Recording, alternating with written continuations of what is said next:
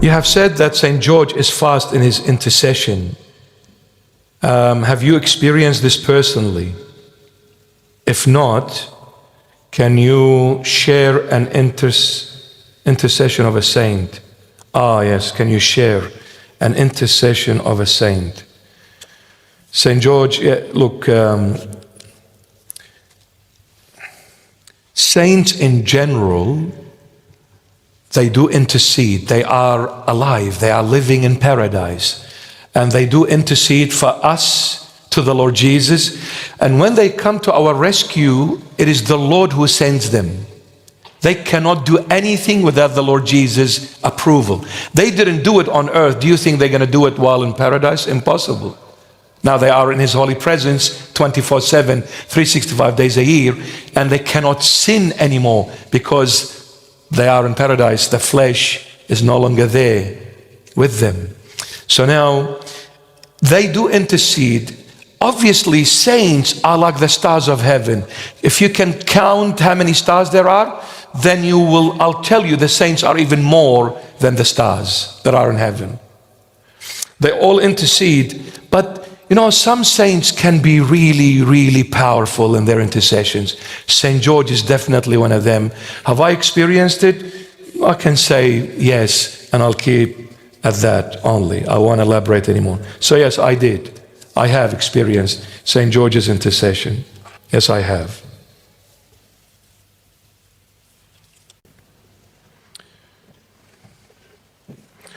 That's just I love you, Marmari, and looks like it's a kid's handwriting. Stunning.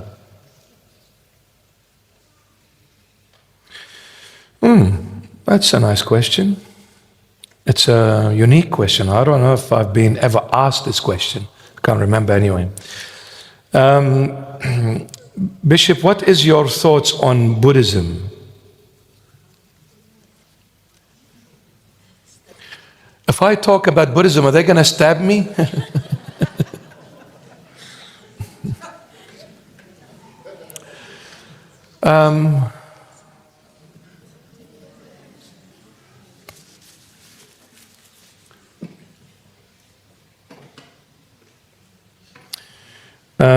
Look, Buddhism, like Buddha, was a very peaceful man. And in the teachings of Buddhism, you see a lot of harmony there. There's a lot of peace. There is a lot of care, about everyone and everything. They care about the little ant. They care about the plant. They care about Mother Nature. They care about everything. So Buddha, you wouldn't be afraid of, because he did bring some nice things and spoke about harmony and peace and love and kindness. And they believe in the karma. If you do something, it's going to come back to you. So they believe in all these things. There is one thing, and I'm saying it with love and respect. There is one thing in Buddhism that really sums it all up. It is that sort of strive towards being like a God yourself, in the sense of when you strip yourself from all desires. When you strip yourself from all desires.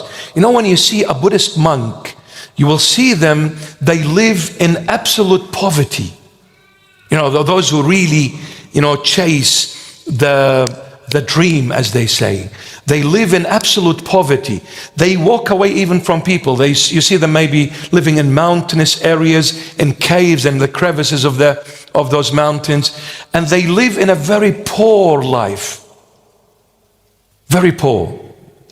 So they strip themselves from anything that is material. Why? In the hope that one day I can be free. And what is freedom?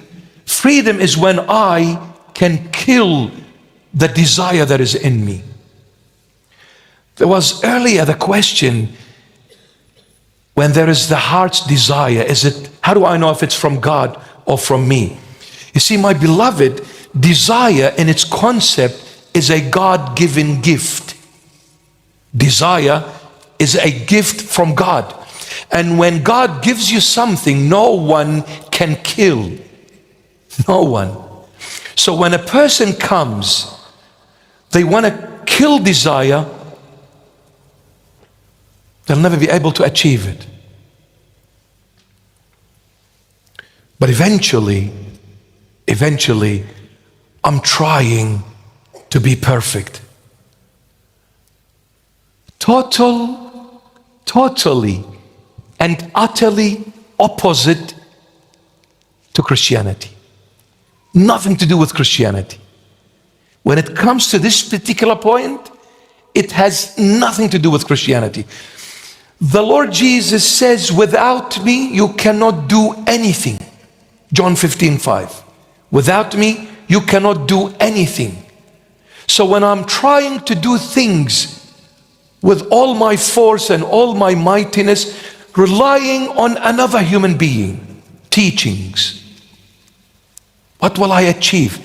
The ultimate I'll achieve physical, earthly realm. That's what I'll achieve. But what about beyond this realm? Beyond this realm, you need God. Buddha definitely is not God. And no one else outside of Buddha is ever claimed to be God, because none of them could. Why? Because they all realized they are nothing but human beings, except one. He said, if you follow me, even if you die, I'll give you life. Me in the true body and the true blood, you will live in me forever. The Lord promised that if you believe in me, I'll give you life.